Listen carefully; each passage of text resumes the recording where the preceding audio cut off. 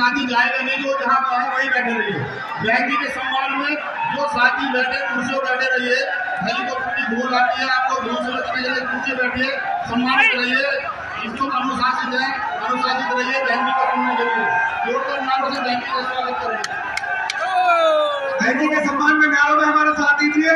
Helicopter की तरफ उधर ध्यान मत दीजिए। माननीय बहन जी कुछ जवाब आपके बीच में आएगी। बहन जी के सम्मान में नारों से साथ दीजिए।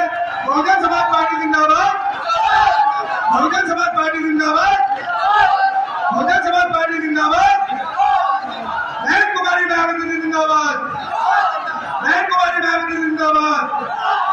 बहन जी आप संघर्ष करो, बहन जी आप संघर्ष करो, बहन जी आप आगे बढ़ो, बहन जी आप आगे बढ़ो।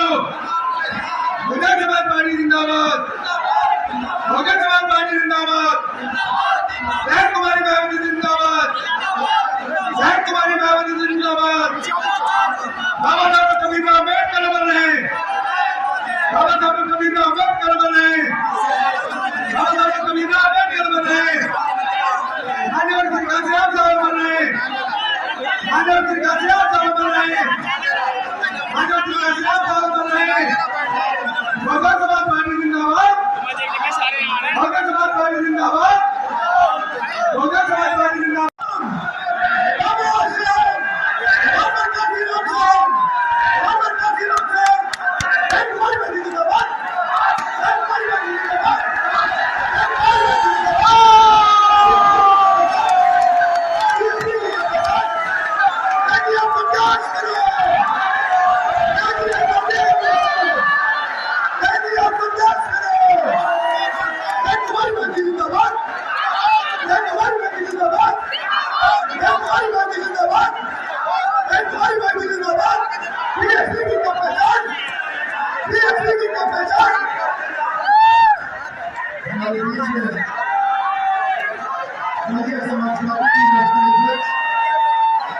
देश के सबसे बड़े प्रदेश उत्तर प्रदेश की 4 बार मुख्यमंत्री रही जनशक्ति नेता,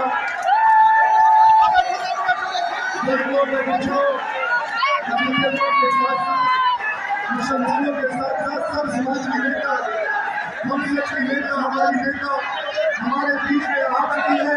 हम आप लोगों से गुजारिश करें जन सेना से जोरदार माननीय बहनी का स्वागत करें, जोरदार ताली बजाकर स्वागत करें।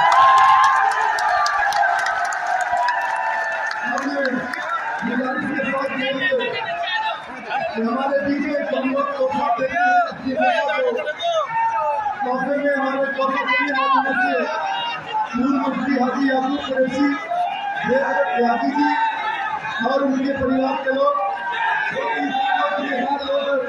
सभी जी हमारे बीच में सप्रेम तोहफा दे रहे हैं। सोने का है, सोने का मुकुट शेरनी को बुलाना हो, शेरनी की बहुजन समाज पार्टी जिंदाबाद, शेरनी कहने की बहुजन समाज पार्टी जिंदाबाद। ये जान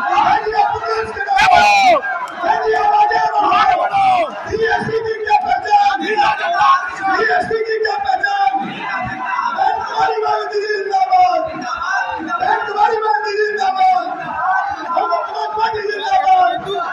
बहन जी आप संघर्ष करो, बहन जी आप आगे बढ़ो।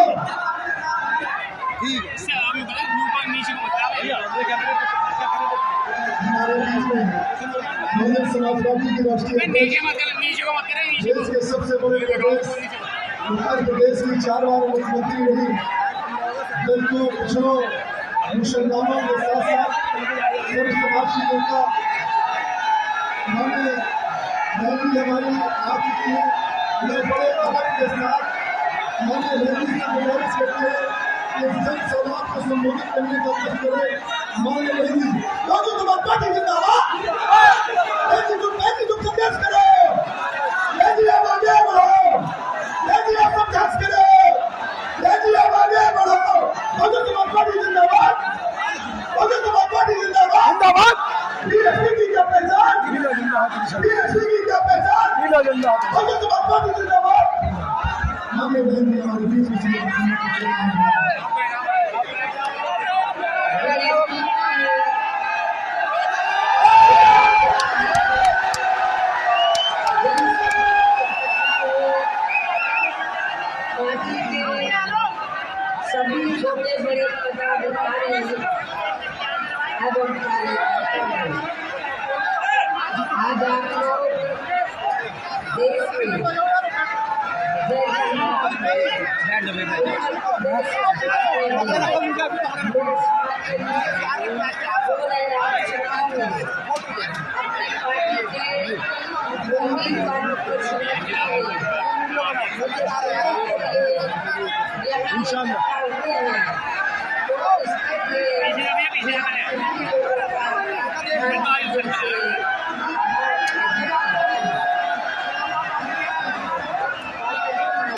वैसे आप लोगों को ये मालूम है कि हमारे पार्टी कांग्रेस बीजेपी या अन्य किसी भी विरोधी पार्टी तथा गठबंधन आदि के साथ मिलकर नहीं, बल्कि अकेले ही अपनी पार्टी के बलबूते पर पूरी तैयारी व दमदारी के साथ चुनाव कर रही है। इसके साथ भी हमने टिकट बंटवारे के मामले में भी संघ समाज के लोगों को उचित भागीदारी दी। जो मेरठ लोकसभा की सीट है, वैसे तो यहाँ संघ समाज के लोग रहते हैं, उससे आबादी भी काफी ज्यादा है और अपर कास्ट समाज में से जो त्यागी ग्रामीण समाज है उनकी भी आबादी बहुत ज्यादा है। हमने यहाँ इस सीट पर तो कई बार मुस्लिम समाज को हमने चुनाव के मैदान में उतारा। लोकसभा के लिए हमने मुस्लिम समाज के व्यक्ति को चुनाव के मैदान में उतारा है, लेकिन इस बार त्यागी ब्राह्मण समाज के लोगों की ये दिली तमन्ना थी कि बहुजन समाज पार्टी ये हमारे यूट्यूब बना हुआ है ना, चैनल बना हुआ है मेरा, देखो मैं दिखाता हूँ मीडिया को हमारे साथ बदनाम करवाए तुम भाई। अरे है ना यार, बना हुआ तुम्हारा ये चैनल तुम्हारा, इसका चैनल बन जाओ, मीडिया में ही है। सुन लो यार, तुम्हारे बहुजन समाज पार्टी की ओर से श्री देवदत्त त्यागी को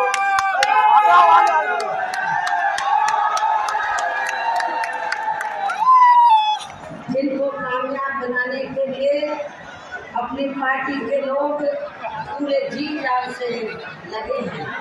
हालांकि आज यहाँ की इकट्ठा हुई अपार भीड़ व भीड़ के जबरदस्त जोश को भी देखकर अब मुझे भी एक काफी हद तक भरोसा हो गया है।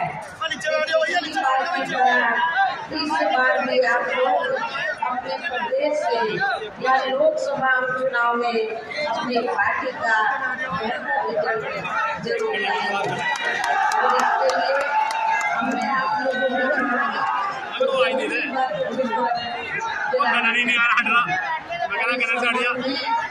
अबे भैया झंडा मत करे, मत करे। बीजेपी इनके अन्य सभी सहयोगी दलों के बारे में ये कहना चाहूँगी कि आजादी के बाद शुरू में केंद्र प्रदेश के काफी राज्यों में भी ज्यादातर सत्ता यहाँ कांग्रेस पार्टी के हाथों में, किंतु इनके अधिकांश मामलों में रही गलत नीतियों एवं आदि की वजह से ही फिर इस पार्टी को केंद्र व काफी राज्यों के भी सत्ता से तथा यही स्थिति इन सहयोगी पार्टियों की भी बन रही है, जिसके कारण ही फिर पिछले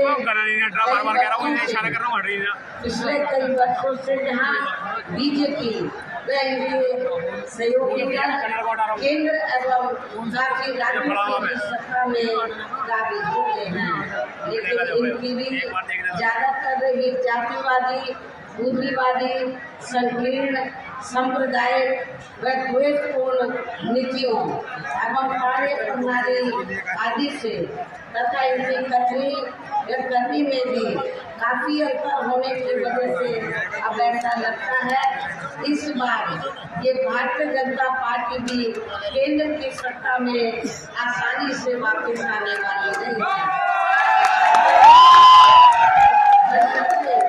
यदि ये चुनाव इस बार फ्री एंड फेयर होता है तथा आम चर्चा के मुताबिक वोटिंग मशीनों में भी कोई गड़बड़ी आदि नहीं की जाती है और वैसे भी इस बार चुनाव में इनकी कोई भी पुरानी एवं नई चल नाटकबाजी, जुमलेबाजी या गारंटी आदि काम में आने वाली नहीं है, क्योंकि अब देश की जनता काफी हद तक इस बात को समझ चुकी है कि इनकी पार्टी ने अब तक देश के विशेषकर गरीबों, कमजोर तबकों, मध्यम वर्गीय एवं अन्य मेहनत लोगों को जो इन्हें अच्छे दिन दिखाने के असंख्य प्रलोभन भरे वायदे किए हैं तथा अनेकों हवा हवाई व कागजी गारंटी आदि विधि है, तो उनका जमीनी हकीकत में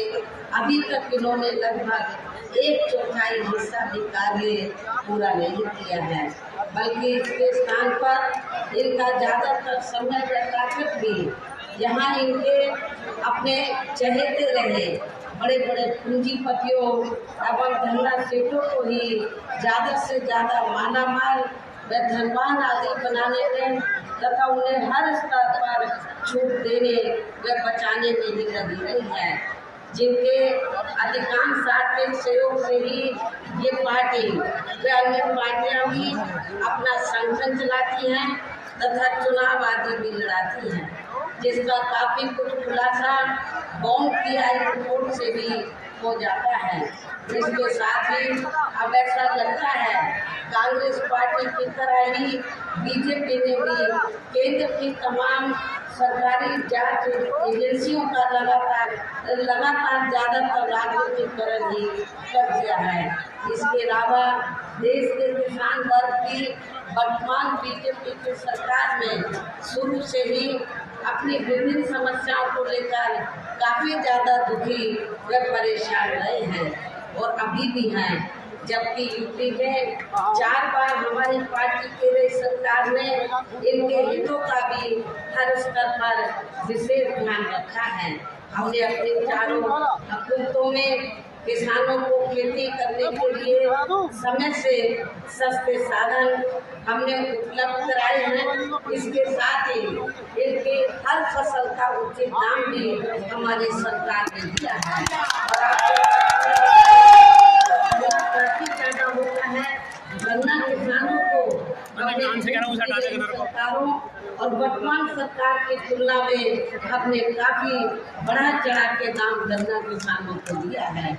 इतना ही नहीं बल्कि केंद्र में पूर्वी रही कांग्रेसी सरकार की तरह ही वर्तमान भाजपा सरकार में भी इनकी जातिवादी हीन सांप्रदायिक एवं पूंजीवादी सोच व नीतियों के चलते ही पूरे देश में सर्व समाज में से खासकर गरीबों, दलितों, आदिवासियों, पिछड़े वर्गों, मुस्लिम एवं अन्य धार्मिक अल्पसंख्यक समाज के लोगों का भी पूर्ण रूप से विकास व उत्थान अभी नहीं हो सका है। और इस संदर्भ में वैसे आप लोगों को ये मालूम है कि पूरे देश में यहाँ दलितों, आदिवासियों एवं अन्य पिछड़े वर्गों का सरकारी नौकरियों में वर्षों से अधूरा पड़ा आरक्षण का कोटा भी अभी तक विशेषकर एससी व एसटी वर्गों के सरकारी कर्मचारियों का पदोन्नति में आरक्षण भी अब काफी हद तक प्रभावहीन ही बना दिया गया है। और मैं एससी एसटी वर्गों के कर्मचारियों को यहाँ ये भी बताना चाहती हूँ कि जब यूपी में समाजवादी पार्टी के नेतृत्व में सरकार थी तो इस सरकार ने एससी एसटी वर्गों के सरकारी कर्मचारियों का पदोन्नति में आरक्षण बिल्कुल ही खत्म कर दिया था। क्या एससी एसटी के कर्मचारी वर्ग या इस वर्ग के जो लोग हैं क्या ऐसी पार्टी को एक भी वोट देकर अपना खराब करेंगे? जो पार्टी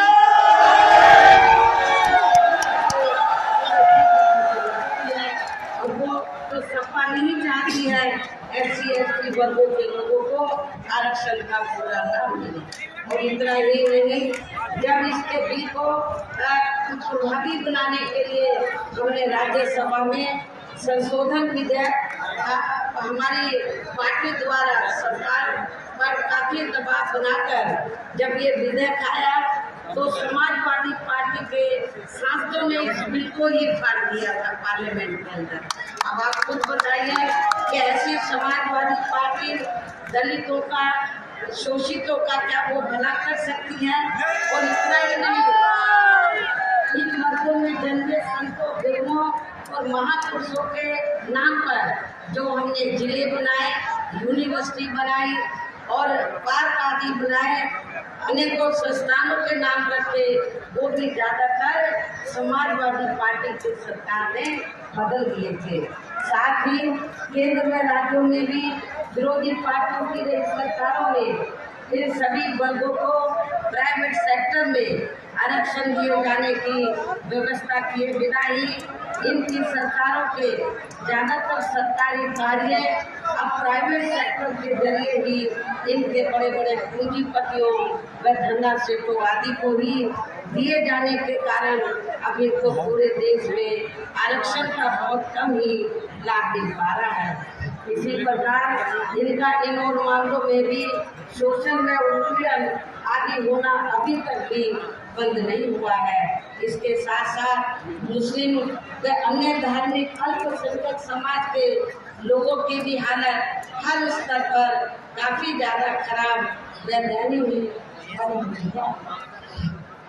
जिसका काफी कुछ खुलासा सच्चर कमेटी की रिपोर्ट में भी किया गया है। इतना ही नहीं, बल्कि पिछले कुछ वर्षों से केंद्र के अधिकांश राज्यों में भी बीजेपी या RSS की सरकारों के चलते हुए अब इनका विकास, सदन उत्थान आदि होना भी काफी हद तक बंद सा हो गया है। आए दिन इन पर खासकर हिंदुत्व की आड़ में हो रही जनजाति भी यह काफी ज्यादा चरम सीमा पर पहुंच चुकी है। इनके साथ साथ अपर कास्ट समाज में विशेषकर गरीब लोगों की भी हालत हमें कोई खास अच्छी नजर नहीं आती है। इनकी गलत कृषि नीतियों के कारण किसान वर्ग भी आए दिन आंदोलन बना रहता है। साथ ही गलत आर्थिक नीतियों की वजह से देश की अर्थव्यवस्था पर काफी बुरा प्रभाव पड़ा है, जिससे यहाँ विशेषकर छोटे एवं मध्यम वर्गीय व्यापारी वर्ग भी काफी ज्यादा दुखी व परेशान है। और अब केंद्र में पूर्व की रही सरकारों की तरह ही वर्तमान भाजपा सरकार में भी जहाँ पूरे देश में गरीबी, बेरोजगारी एवं महंगाई आदि भी लगातार काफी ज्यादा, चुनाव में अपनी पार्टी का कोई भी चुनावी घोषणा पत्र आदि जारी नहीं करती है। वैसे भी हमारी पार्टी किसी भी मामले में कहने में बहुत कम बल्कि कार्य करके दिखाने में ही ज्यादा विश्वास रखती है। और इस बात का सबसे बड़ा सबूत ये है कि उत्तर प्रदेश में 4 बार हमारी पार्टी के नेतृत्व में रही सरकार ने चुनाव में अपनी पार्टी के बिना कोई जारी किए गए चुनावी घोषणा पत्र के ही प्रदेश व आम जनहित में काफी कुछ ऐतिहासिक कार्य करके दिखाए हैं। जबकि इस मामले में हमारी पार्टी का ये कहना है, यदि इन पार्टियों के स्थान पर केंद्र में हमें अपनी पार्टी की सरकार बनाने का मौका मिलता है तो तब फिर हमारी पार्टी की बनी सरकार केंद्र में जहां अब तक रही सभी विरोधी पार्टियों की सरकारों की तरह केवल यहां हवाई व कागजी कार्य आदि नहीं करेगी, बल्कि उत्तर प्रदेश की तरह ही जमीनी हकीकत में ठोस कार्य करके दिखाएगी। और इस संदर्भ में खासकर मैं ये कहना चाहूँगी, केंद्र द्वारा देश में पिछले कुछ समय से अति गरीब परिवारों को अस्थायी तौर पर फ्री में जो थोड़ी सी खाद्य सामग्री दी जा रही है, तो उससे इसका स्थायी तौर पर भला होने वाला नहीं है। और वैसे भी इनकी एक जटिल समस्या देश में हर हाथ को काम देने से ही केवल दूर हो सकती है, जिसकी तरफ हमारी पार्टी की बनी सरकार विशेष ध्यान देगी। साथ ही देश में पिछले काफी वर्षों से आए दिन बढ़ रही गरीबी, बेरोजगारी व महंगाई आदि से भी जनता बहुत ज्यादा दुखी व परेशान है, जिसे भी आर्थिक नीतियों में तब्दीली करके फिर जरूर दूर किया जाएगा। हिंदुत्व की भी आड़ में, धर्म की भी आड़ में पिछले कुछ वर्षों से खासकर मुस्लिम समाज के लोगों का द्वेष की भावना से जो इनका काफी ज्यादा शोषण या उत्पीड़न आदि किया जा रहा है, तो उसे भी फिर जरूर रोका जाएगा। और ये सब हमने अपनी यूपी की नई सरकार में करके भी दिखाया है। इसके अलावा हमने यूपी में सब समाज में से गरीब एवं बेरोजगार लोगों को बेरोजगारी भत्ता आदि न देकर उन्हें बड़ी तादाद में रोटी के साधन भी उपलब्ध कराए हैं, जो अब ये कार्य भी अधिकांश ठंडे भी पड़े हैं, जिनको फिर सरकार बनने पर प्राथमिकता दी जाएगी।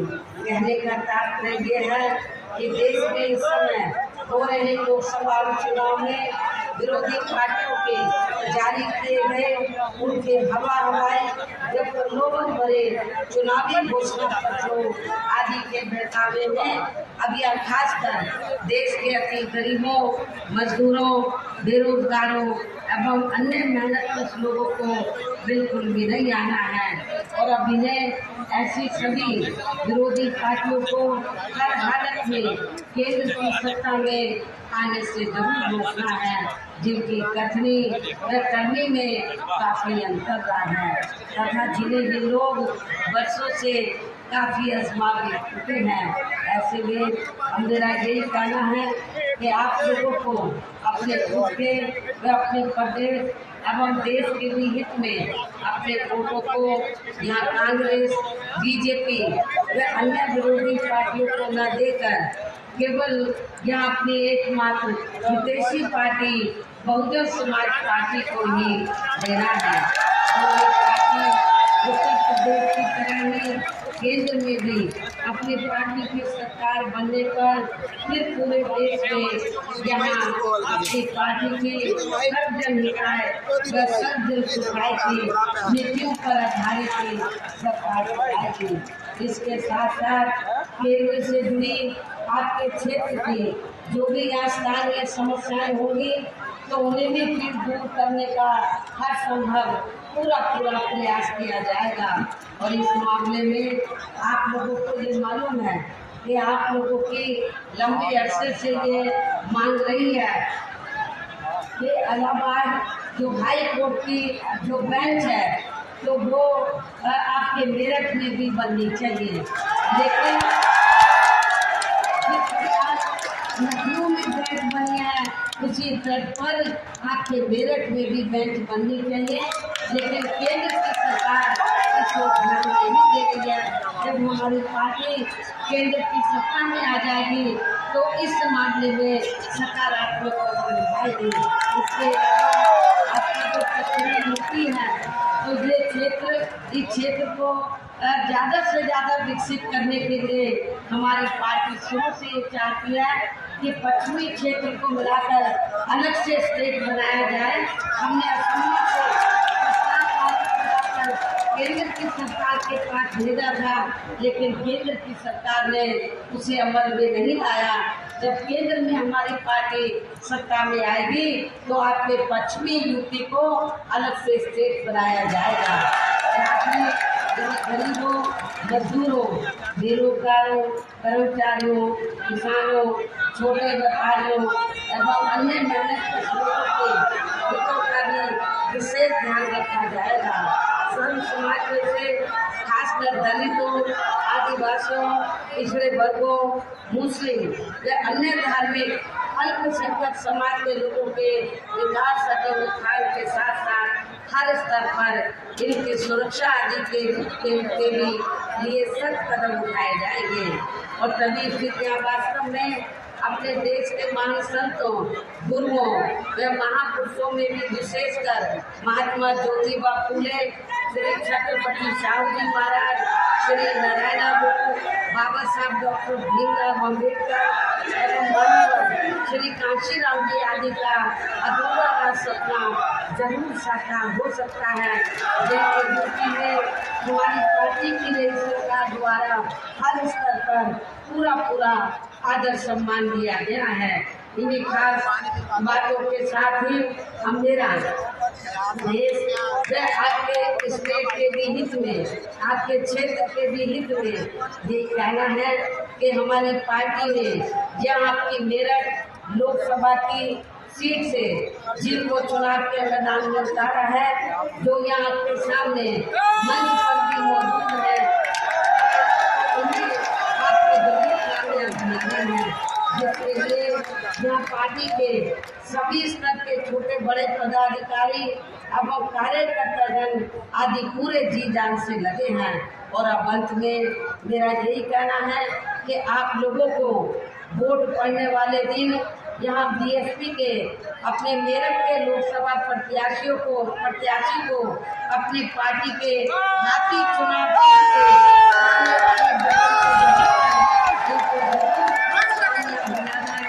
इनको जरूर जिताकर पार्लियामेंट में भेजना है। इस पुरजोर खास अपील के साथ ही अब मैं अपनी बात यही समाप्त करती हूँ। जय भीम, जय भारत।